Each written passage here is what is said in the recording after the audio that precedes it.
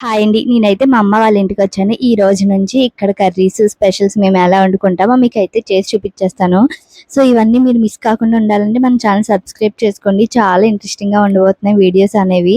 And first ఈరోజు ఏం curry వండుతున్నానంటే ఎండ్రాయిలు, వంకాయ, గుడ్లు కర్రీ అయితే వండుతున్నాను. సో, మేము ఎలా వండుకుంటున్నామో చూసేయండి. అండ్ మీరు కూడా ఎప్పుడు ట్రై చేయకపోతే ట్రై చేసేయండి.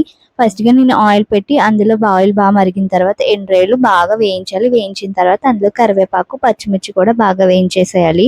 తర్వాత అందులో ఆనియన్స్ వేసి ఆనియన్స్ కూడా మగ్గిన తర్వాత అందులో వంకాయలు వేసేయాలి. వంకాయలు వేసిన తర్వాత ఖచ్చితంగా సాల్ట్ వేయడం మర్చిపోకండి.